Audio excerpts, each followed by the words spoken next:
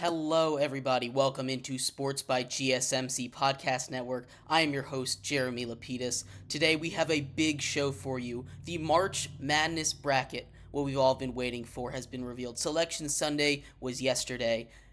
We're going to break all of that down in our first segment. We're going to go over everything that is interesting in that bracket, some huge matchups, as well as some people that some teams we need to look for that might be bracket busters. Some of my favorite teams in here. We'll talk a little about some of the mid majors that you need to know about as you head into you making your bracket for March Madness. We're also going to cover a little bit of the NFL. Chase Young just signed, literally not even a minute ago, with the New Orleans Saints. We'll talk a little bit about some free agent moves that went over the weekend, including the backup quarterback market. Kenny Pickett,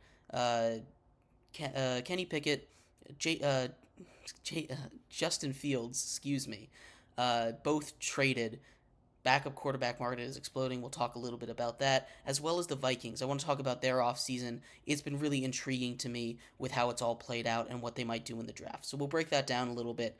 But before we get into March Madness, remember that if you would like to be an even bigger part of the show than you already are, all you need to do is go to gsmcpodcast.net. Again, that link is gsmcpodcast.net. You can leave a tip or donation with anything that you would like to contribute to the show, to the podcast. It'll be out there for me, for you, for everybody to see. It's going to be popping up on the bottom of the screen. Appreciate anything that you do give. Again, that link to tip or donate is gsmcpodcast.net. We are back here off of spring break and just in time for March Madness. All right, March Madness, the bracket has officially been revealed. The one seeds, not too surprisingly, three of them were already locked in. The question was between North Carolina and Tennessee for that final one seed. They ended up giving it to North Carolina, but the one seeds are UConn, the defending national champions, the number one overall seed, and a juggernaut in this tournament. As well as Houston, whose defensive prowess, probably the best defense in the country. And for those who know defense, it knows how basketball works, especially college basketball.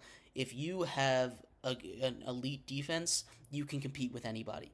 As long as you are hitting shots on the other end. Now, it does come with drawbacks. Houston's a very good team, though. And then Purdue, we know all about Purdue. They have reigning player of the year, college player of the year, Zach Edey. In the center, the 7-foot tall monster behemoth down there, who's really stepped up his game this season. A lot of people see him and they're like, "Oh, it's Zach Edey. He's the same guy." No, he's gotten a lot better at defense. So Purdue should not lose in the first round. That's my bold prediction. They make it past the 16 seed. And the final one seed we already mentioned, that is North Carolina. North Carolina, who heading into the ACC championships tournament was playing like the best team in the nation.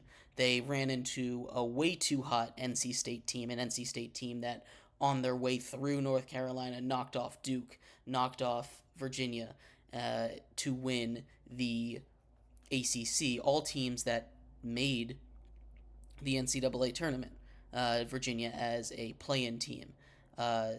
So it's a very interesting bracket. We're just going to go by region. We're going to start in the East. We talked about UConn. They're the number one overall seed. The East region is theirs. There's one serious contender that I think might have a shot against them, and that's Iowa State because of their defense, but Iowa State offensively probably is not enough to get past UConn. UConn is a juggernaut of a team. They are coming off winning a national title, and they showed no signs of slowing down. They were in the top 5 basically all season. They held the number 1 slot in the AP poll for a couple weeks.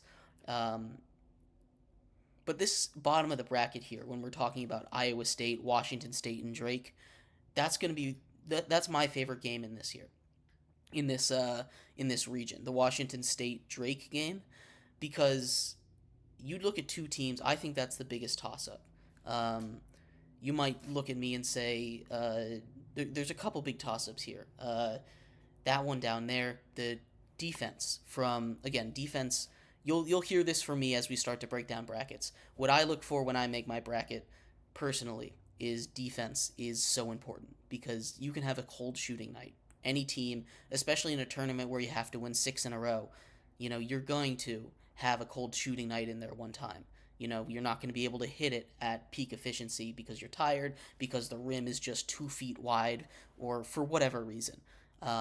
You need that defense to be able to support you to fall back. So the defense for me is very, very important when I'm looking at my brackets. And Washington State, Iowa State, if those two meet in the second round, that is going to be a defensive battle. Both of them have top 10 defenses in the entire country by a couple metrics.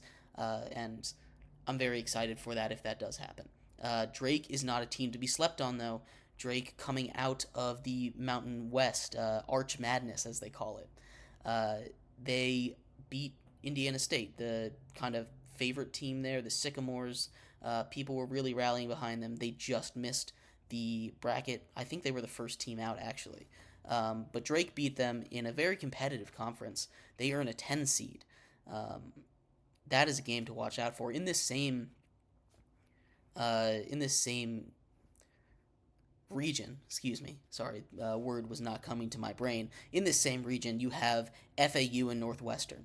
FAU, the darling of last year's tournament, made it all the way to the Final Four. We talk about their run. They brought everybody back. Literally every single starter. They are a very experienced team. You'd think a couple of them would leave or go to another team, graduate. No, every single player from that Final Four team is back, and they have an 8 seed. They have an 8 seed now. I don't think they're going to make quite the same run. They could beat Northwestern. I'm not a big believer in them. Their defense has really fallen off a cliff. I'm not sure if that's because of their move into a bigger conference or if that's because they were like, we were so good last year, we know what we're doing, we're not going to try as much on defense. I'm not sure exactly why that would be. But their defense took a nosedive. And Northwestern, I think, is going to beat them in round one. So I've got a couple upsets here. The other one, and the biggest toss-up for me in the East, is San Diego State UAB. UAB, who has been one of the hottest teams down the stretch. And San Diego State is just a very, very good basketball team. Those are my toss-ups there. So on watch, FAU, San Diego State, and Washington State, I think should all be on watch there. We move into the Southwest, the next region, Houston's region. They've got a couple, and this is a really interesting region. I think this one might have one of the best matchups in the entire first round between James Madison and Wisconsin.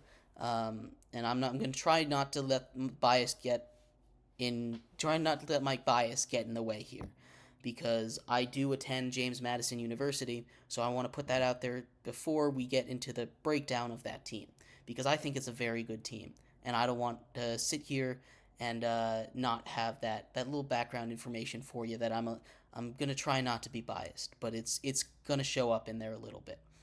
But we'll get into that when we get into the mid majors. I think they're a very good team, and they could threaten a deep run. But Houston at the top, we talked about them. They are my national championship pick. I love their defense. Again, I just went into a whole diatribe about defense. Defense wins games. Defense wins championships. And if you can shut down your opponent, you're going to win that game. Especially with the offense that Houston has. I mean, they've got Marcus Sasser. They've got a lot of huge guys on their team, averaging 20-plus points.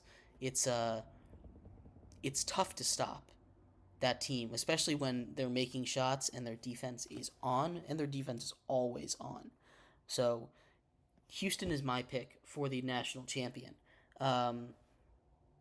Kentucky's an interesting one. I've had some discussions about Kentucky with people, and I'm not too high on them. I think they get the benefit of the doubt with a couple of their first matchups, but I don't think they're that good.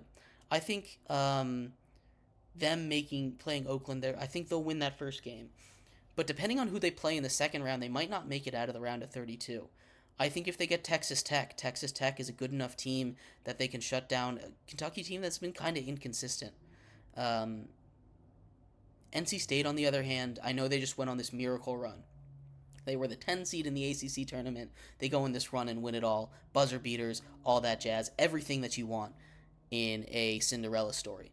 But NC State is not that great of a team.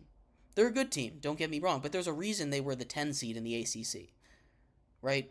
They can compete with anybody. They can. They're average. They're good at almost everything, but they're not great at anything. NC State is hot right now, and what you never want to do is discount a team that's hot. I think NC State's going to continue their run, but having a couple days off is not good for them. The NC State is a team that needed to win that ACC tournament on Sunday and then keep going. They needed to start games today if they wanted to keep that hot streak going. And I'm not sure how it's going to go. They're traveling. They're leaving that one arena. Maybe it was the arena in the ACC tournament that, helped them get hot. You never know what it is. NC State, Texas Tech is going to be interesting. I think it's either going to be a tight game that NC State pulls out or Texas Tech is going to blow them out. It's interesting. We'll keep an eye on those. Real quick before we finish this up, another team that I want to get into in a little bit, McNeese State. We'll get into all those mid-majors in the second round, but keep an eye out on their game versus Gonzaga. We'll talk about all that. Tennessee is another team that I think people should watch out for. They have Dalton Knecht, who has been going off. He made it into lottery discussions. It's going to be a really good tournament. There were a couple questions, and my biggest question with this bracket really is Michigan State having a 9 seed. Michigan State was on the bubble conversations. They were projected to be out by certain analysts, first four kind of team, but a 9 seed kind of shocks me. I know a lot of people have been kind of all over the place with these teams, but that's the one. I was almost certain they weren't going to make, or they were going to be a first 4 team. They were going to be where Virginia is sitting, a 10 seed playing in the first 4. But keep an eye out on that. Michigan State is my biggest surprise for seeding, at least. In our next segment, we are going to talk about mid-majors. We already kind of went into a little bit because that's the stuff that I was doing a lot of research on today. Mid-majors that can bust your bracket. Teams you never heard of that are going to come out and be tournament darlings, tournament favorite, those Cinderella guys you need to watch out for. So stick around. We're going to be right back talking about all that on Sports by GSMC Podcast Network.